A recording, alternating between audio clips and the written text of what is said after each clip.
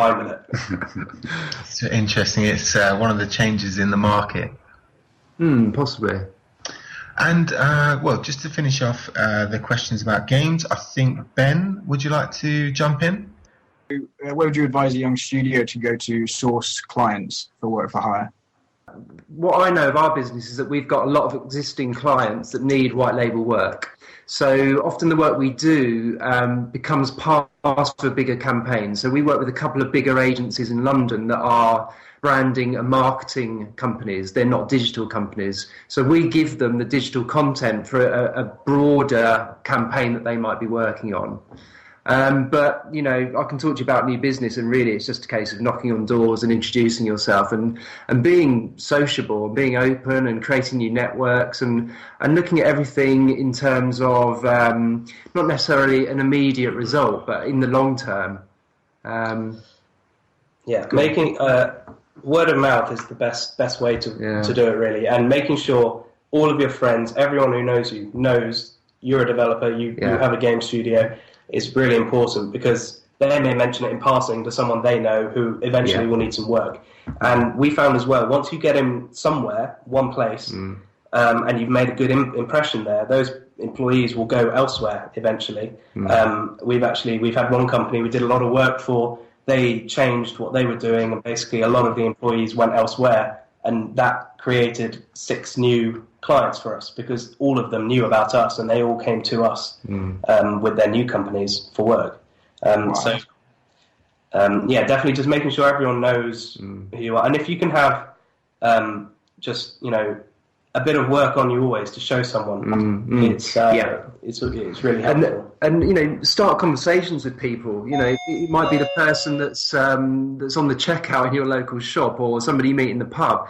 Start conversations with people. Tell them what you do. Ask questions. It's just about kind of increasing your network, I think. That's what you can do generally in a more kind of proactive way. What I'm doing at the moment, I'm identifying brands and businesses that we would like to work with, brands that we feel we could add value to, and brands that we feel would motivate us. And so when you go in on that tack, it's quite nice, because you're kind of massaging their ego to a degree. You're kind of saying, you know, we really like what you do, and we've got these ideas, and that's the other thing actually is I'm approaching people with suggestions what they could do with their business and how we could help them at the moment. So it's not kind of cold calling, it's slightly more honed, and it's an approach to a business that you would really like to work with. So sort of shows you've done your research on them as well, I guess. Completely, yeah. Another useful thing, which is something I think actually we should be doing more of, really, is getting out to these exhibits and shows which are for studios and developers. And although 95% of the people there are in the same boat as you, they're looking for clients and work. If you can get known to these people as well, there'll be times when either they need to outsource something, or they need a skill that they don't quite have, but they know you do because they've met you and you mentioned it at this show. And again, that's another great way of making contacts and getting work, is just going to shows and exhibits and things. And kind of think laterally about what you can offer. So, for example, I went to an exhibition a couple of weeks ago, in a massive exhibition in London, and it was about technology within education. So it wasn't predominantly about what we do. It wasn't predominantly about games and apps. It's more about what the national curriculum is doing and how they might be using technology and things like that. And I went there and I spent the day there and actually made a lot of good contacts. And as I say, it may not lead to anything, but it could do. And it's about just having conversations and learning about where your skill set and how you can apply what you do in other ways. Real. And you said you obviously go and pitch quite a few times to different clients. Do you find that the games or the ideas that you pitch to them, do they take them up quite a lot of the time, or does it change quite a lot? Do you have to be quite open to that sort of thing? There are kind of a couple different type of clients. There are the clients who will love your ideas and let you go and build that. And there are the type of clients who say they love your ideas, but we want to change it. So it does change from client to client, but you always have to be quite open and ready to change your ideas quite a lot. And using the agile process as we do really helps with that, because it means we're very flexible and we can actually change the product quite a lot. I think what we tend to find is you're going with an idea, and it's like lots of things within the design. You know, I'm classing what we do as design to a degree. It's like lots of things within the design world. A client often doesn't know what they want until you show them, and then they look at what you've shown them for longer and longer, and then they might start wanting to make changes. So it's a gradual learning process, I think. As I say, they often don't really... They know they want something to perform a task, but not necessarily the finite detail of that task or the finite detail of what the thing looks like. So there's kind of lots of little hurdles to cross, and it's about kind of being open and changing things as you go and listening to the client. Yeah, and making sure you kind of get to know your clients. Absolutely. As well. As you start getting repeat work from them, you'll know, I shouldn't actually start this until much later, because they're going to change their minds in a month. So you get to know your clients, and you know how they feel about how you work, and that helps. Awesome. Cheers, guys. Okay, well, I've just got a few more questions now. I'm going to wrap some of them together. What general advice would you give to students who are taking the step from being students into the professional industry? I mean, from your experience, what would you advise? While you're still students, play lots of games. That may sound crazy, but actually so many times it's really useful to have a good knowledge of a broad library of games, because you can be describing something to someone and you say, oh, it's just like this in that game, or this in that game, and that helps a lot. And it also means you've got a lot more ideas to bounce off when you're trying to come up with how something should work. So definitely play lots of games. And also, I would say to decide what you want to specialise in and do specialise in something. It's very hard, I think, if people come here looking for a job and they say, I can do this, this, this and this, it's not very appealing to us, because we don't know actually that they can do any of those very well. They can just do all of those things. And you see that a lot. If someone comes to me and says, I can do this, that's it, but I can do this, and you know that at least they can do that well.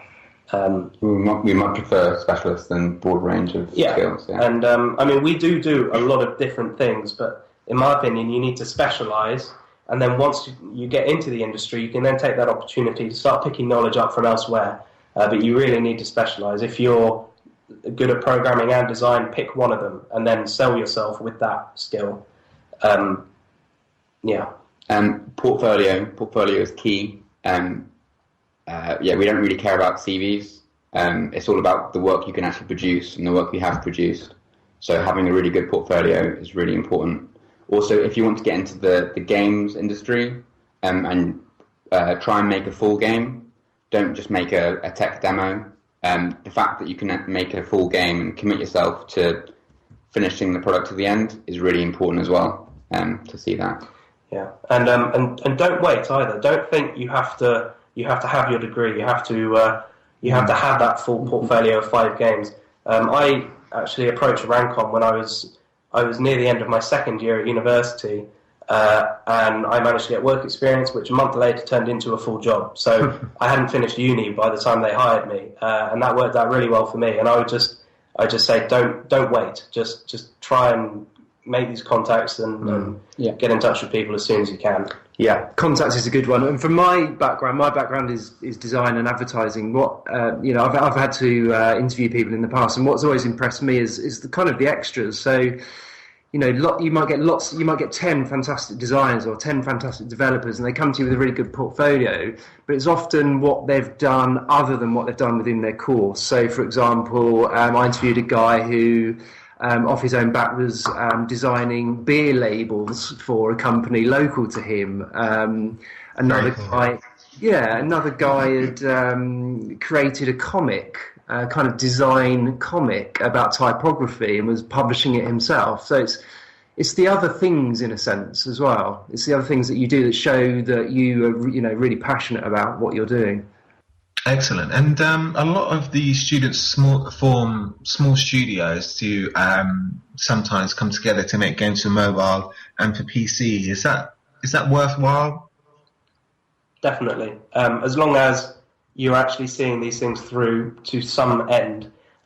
What's no good is taking half a prototype in as a portfolio piece or something, or if you're going to do something, see it through, and then that's definitely proof that not just you have those skills to have made that, but that you have seen something through, and that's really important. But it's definitely a really good thing to do. And you may find that what you've done, actually, you might even be able to sell that. You're doing it just for the experience and things, but start showing people what you've done, and people may really like that. Oh, can we have something like that? So that's definitely worthwhile doing. Brilliant. And I don't know if the guys have any more questions. I've just got one or two to finish up now. But the first one would be, what trends do you see in coming from Rancon in the future, and also in digital development? You got a comment on trends? Yeah, we do.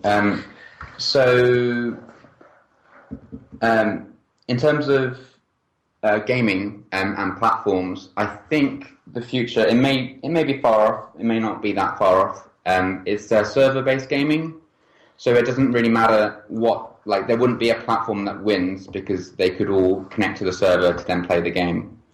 So I see that being a really, really big. So just to explain, in the same way that the PS4 currently has the feature of being able to stream playing a PS3, the PS3 is the server, and it's just streaming you the images.